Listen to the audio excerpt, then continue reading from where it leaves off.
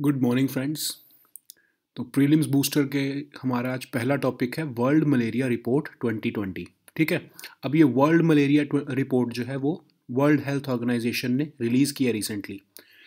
तो इसमें इंडिया ने बहुत अच्छा परफॉर्म किया है। मलेरिया का जो हमारा बर्डन है जो कंट्री के ऊपर वो बहुत ज़्यादा रिड्यूस हुआ है अभी। ठीक है। तो इसमें परफॉर्मेंस देख लेते हैं इंडिया की। इंडिया जितनी भी जो मलेरिया एंडेमिक कंट्रीज़ हैं, हाई एंडेमिक कंट्रीज़ हैं जिसमें मलेरिया की प्रेवलेंस बहुत ज़्यादा है, उनमें सबसे ज़्यादा अच्छा डिक्लाइन दिखाया इंडिया ने। 17.6% जो है डिक्लाइन हुआ है 2019 में एज़ कम्पेयर टू 2018। तो ऑलमोस्ट आप देख लो कि 1/5 ऑफ जो केसेस हैं वो कम हुए हैं मलेरिया के सिर्फ एक साल के अंदर अंदर। ठीक है। लार्जेस्ट ड्रॉप है ये रीजन वाइड केसेस में। और 20 मिलियन से 6 मिलियन तक अब रह गए हैं। पहले 20 मिलियन होते थे, 2000 में केसेस मलेरिया के 20 मिलियन होते थे। अब 2019 में ये केसेस 6 मिलियन रह गए हैं। ठीक है। अब ऐसे ही 83.34% मलेरिया की डिसीज़ थी 2000 में, और 2000 से 2019 में 83.34% डिक्रीज़ हुआ है डिसीज़ में। और मलेरिया की वजह से जो डेथ होती थी, मलेरिया मोर्टेलिटी, उसमें 92% का डिक्लाइन आया है। ठीक है। तो इंडिया ने जो गोल 6 था मिलेनियम डेवलपमेंट गोल का, उसको अचीव कर लिया है। तो ये इसमें एक बहुत बड़ा हाथ है national framework for malaria elimination. ये एक प्रोग्राम है जो ministry of health and family welfare ने 2017 में निकाला था। इसका टारगेट था कि हर साल हम कुछ ऐसे इंटरवेंशंस करेंगे जिससे कि अगले 5 साल में मलेरिया की जो हमारा ये डिज़ीज़ है इसको कम किया जा सके, और बाय 2030 हम मलेरिया को कंट्री से एलिमिनेट कर दें। ठीक है। अब उसमें क्या क्या प्रोविजंस थे कि मलेरिया की सर्वेलेंस की कौन से एरियाज जहाँ पर मलेरिया का फैलने का ज़्यादा चांस है, और अर्ली डिटेक्शन कैसे कर सकते हैं मलेरिया की, प्रिवेंशन कैसे कर सकते हैं उसकी आउटब्रेक किसी जगह पर ना हो, कि जहाँ पर पानी इकट्ठा हो रहा है, जहाँ पर मतलब ये हम मस्कीटोज़ देख रहे हैं, पानी इकट्ठा हो रहा है, तो उन सब एरियाज़ की डिटेक्शन करके आउटब्रेक्स को रोकना। ऐसे ये national framework for malaria elimination programme में ये सब चीज़ें की जाने लगी। ठीक है। उसका रिज़ल्ट ये हुआ कि हमें ये बहुत अच्छा जो हमारी इम्प्रूवमेंट है परफॉर्मेंस में इंडिया की, वो देखने को मिल रही है। तो मलेरिया क्या होता है ये बेसिकली आपको पता होना चाहिए, जो आपके प्रीलिम्स के लिए भी आपके इंपॉर्टेंट है। तो मलेरिया जो है वो मस्कीटो बॉर्न इन्फेक्शियस डिसीज़ है, जो कि पैरासिटिक प्रोटोजोन डिसीज़ है ये। जो प्लाज्मोडियम एक हमारा होता है, मस्कीटो होता है जो तो ये प्लाज्मोडियम टाइप जो प्रोटोजोन है उस मस्कीटो से ये होती है। तो ये मस्कीटो इसको इन्फेक्ट करता है हमारी बॉडी को, मच्छर के काटने से होती है। तो इसके सिम्टम्स क्या हैं? Fever, feeling tired, vomiting, headaches, और अगर सिवियर केस हो जाए तो येलो स्किन, सीजर्स, कोमा और इवन डेथ। ठीक है। तो इसकी कोई वैक्सीन नहीं है। आपको ये पता होना चाहिए कि अगर आपको क्वेश्चन में आता है कि इसकी वैक्सीन अवेलेबल है या कुछ अगर वैक्सीन के बारे में बात होती है तो आपको ये पता होना चाहिए कि मलेरिया के अभी तक कोई वैक्सीन नहीं है। ठीक है। अब ये फैलता कहाँ पे है सबसे ज़्यादा? जहाँ पर ह्यूमन पॉपुलेशन की डेंसिटी बहुत ज़्यादा है। जहाँ पर ह्यूमन पॉपुलेशन की डेंसिटी ज़्यादा होगी वहाँ पर गंदगी भी हो सकता है ज़्यादा होगी, तो मच्छर के पनपने के वहाँ पर चांस ज़्यादा हैं। और जब मच्छर ज़्यादा होंगे तो ट्रांसमिशन के भी पॉसिबिलिटीज़ ज़्यादा बढ़ जाती हैं, क्योंकि ये मस्कीटो बॉर्न डिसीज़ है। ठीक है। तो ये मलेरिया का हमारा टॉपिक था। अब सेकंड टॉपिक है हमारा म्यूनिसिपल बॉन्ड्स। अभी आपने न्यूज़ में देखा होगा हमारे उत्तर प्रदेश के जो चीफ मिनिस्टर हैं, उन्होंने लखनऊ म्यूनिसिपल कॉरपोरेशन का जो म्यूनिसिपल बॉन्ड है वो अभी इशू किया है बॉम्बे स्टॉक एक्सचेंज पे।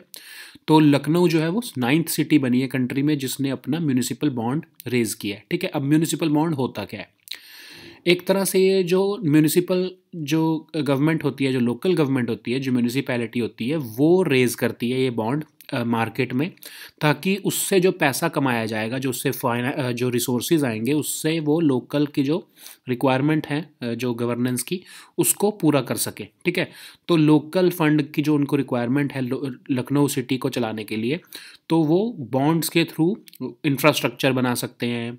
बेसिकली इंफ्रास्ट्रक्चर की जो रिक्वायरमेंट्स हैं वो म्यूनिसिपल बॉन्ड को इशू करके उससे जो पैसा आएगा, रिसोर्सेज आएंगे, उससे ही वो लखनऊ में इंफ्रास्ट्रक्चर बनाने की बात होएगी अब, ठीक है। अब हिस्ट्री क्या है म्यूनिसिपल बॉन्ड मार्केट की इंडिया में। सबसे पहली सिटी जो जिसने म्यूनिसिपल बॉन्ड निकाला था वो थी बेंगलोर।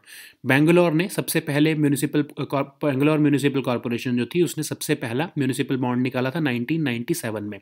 लेकिन कैपिटल मार्केट में, मतलब मार्केट से पैसा उठाने के लिए जो बॉन्ड निकाला था, अब जो बेंगलोर ने जो बॉन्ड निकाला था म्यूनिसिपल बॉन्ड, वो आम पब्लिक के लिए निकाला था नॉर्मली, लेकिन कैपिटल मार्केट में ताकि इन्वेस्टर्स उसके अंदर प्रॉपरली इन्वेस्ट कर पाएँ, वो सबसे पहला बॉन्ड निकाला था अहमदाबाद म्यूनिसिपल कॉरपोरेशन ने 1998 में, ठीक है। अब म्यूनिसिपल बॉन्ड जो मार्केट है वो हमारी ऑलमोस्ट 1353 करोड़ की है, और सॉरी, जो हमारी टोटल जो म्यूनिसिपल बॉन्ड की जो मार्केट है वो अभी तक सिर्फ टोटल 1353 करोड़ रुपीस रेज कर पाई है, और इसका जो स्कोप है वो बहुत ज़्यादा है। हमारी कैपिटल मार्केट्स में बहुत पैसा है, इन्वेस्टमेंट्स अपॉर्चुनिटीज़ बहुत ज़्यादा हैं, इन्वेस्टर्स बहुत ज़्यादा इन्वेस्ट करने के लिए तैयार हैं। तो म्यूनिसिपल बॉन्ड्स अगर हम इशू करते हैं तो हम लोकल गवर्नेंस को बहुत स्ट्रॉन्ग कर पाएंगे। हमारी जो लोकल गवर्नमेंट्स हैं उनके पास फंड का हमेशा क्रंच रहता है, तो हम लिक्विडिटी उनमें इंजेक्ट कर पाएंगे अगर हम म्यूनिसिपल बॉन्ड्स को एक्सप्लोर करते हैं, ठीक है।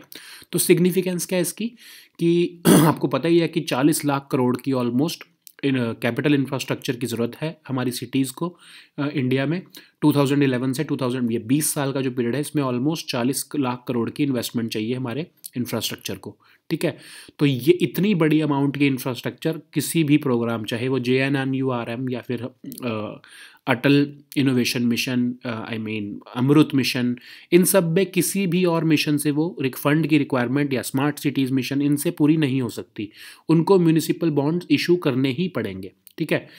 अब इससे क्या होता है कि जो इन्वेस्टर्स हैं वो अभी सिर्फ रियल एस्टेट में इन्वेस्ट कर रहे हैं या गोल्ड में इन्वेस्ट कर रहे हैं। अब जैसे जो लखनऊ का जो म्यूनिसिपल बॉन्ड निकला है वो 8.5% इंटरेस्ट दे रहा है, ठीक है। तो जो एक इन्वेस्टर है वो बहुत ज़्यादा इससे अट्रैक्ट होगा, ठीक है। तो रिटेल इन्वेस्टर्स जो हैं वो बहुत ज़्यादा ये खरीदने के लिए अट्रैक्ट होंगे, तो उनको इन्वेस्टमेंट की अपॉर्चुनिटीज़ भी मिल जाएंगी, और म्यूनिसिपल बॉन्ड से जो हैं सिटीज़ की जो फंड की रिक्वायरमेंट्स हैं इंफ्रास्ट्रक्चर बनाने की वो भी पूरी हो जाएंगी। एक और बहुत इंपॉर्टेंट चीज़ है कि म्यूनिसिपल बॉन्ड्स इशू करने से जो पब्लिक का और जो लोकल गवर्नमेंट है उसके बीच में ट्रस्ट भी बहुत ज़्यादा बढ़ता है।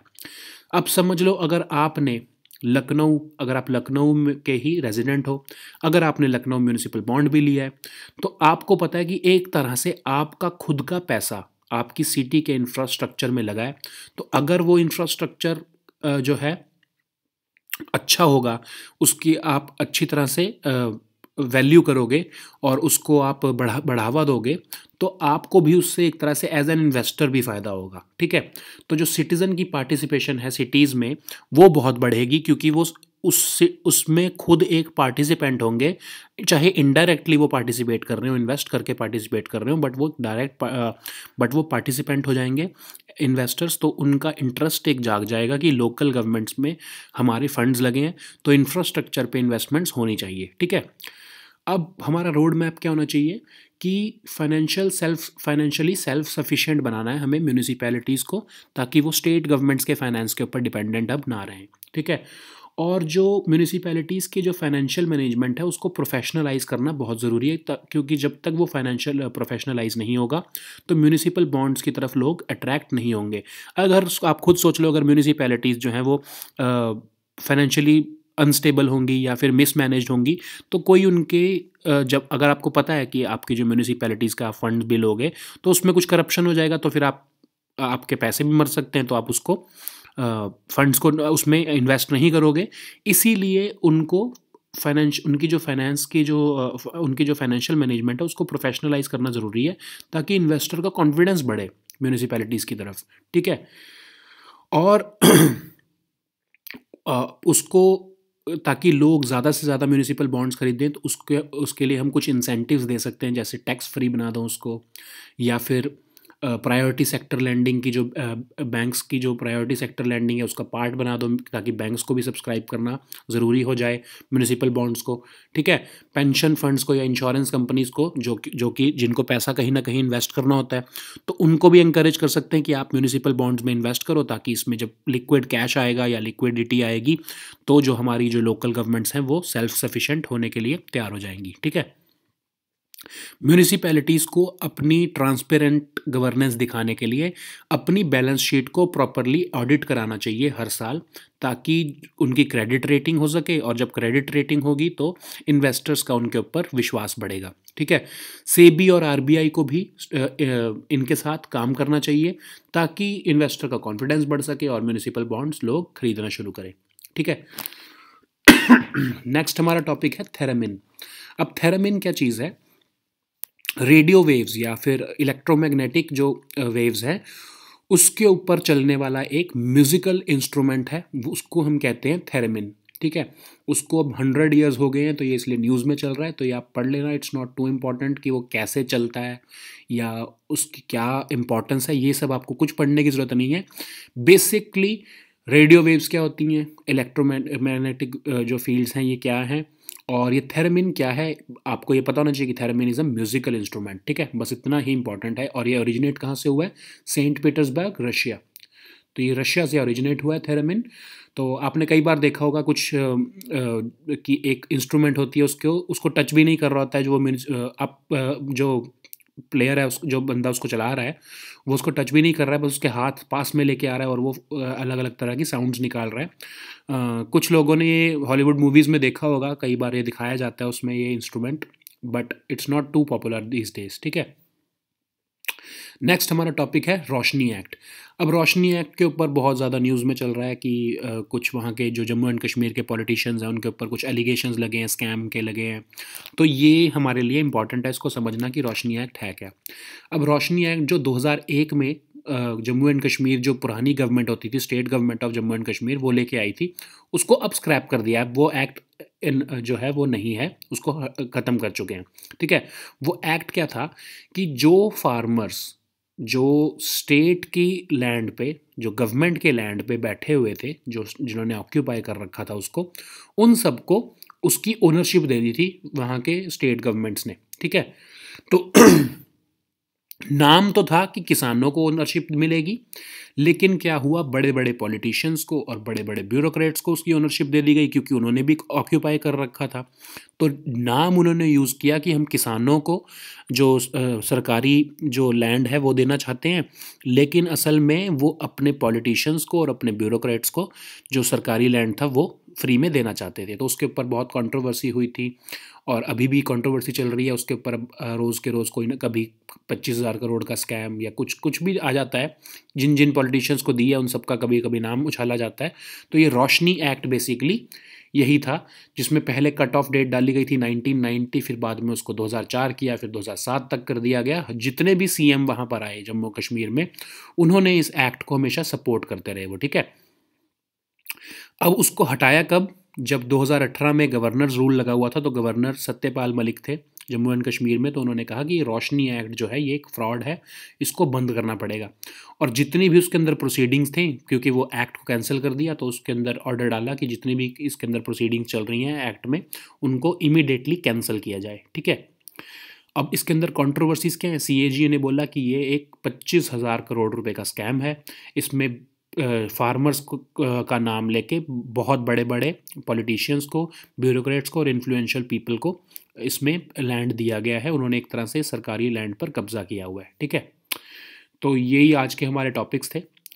इसके ऊपर आप एमसीक्यूज़ कर लेना। तो ये म्यूनिसिपल बॉन्ड्स तो खासकर आप इसको बहुत ध्यान से पढ़ना, it's a very important topic, और ये एक बहुत हॉट टॉपिक है, ये आपको मेंस में भी मिल जाएगा। और जिस तरह की इसमें कवरेज की गई है, तो ये मेंस का एक तरह से आपके लिए आंसर भी है, तो इसको आप ध्यान से ज़रूर पढ़ना, और एडिटोरियल्स भी पढ़ लेना।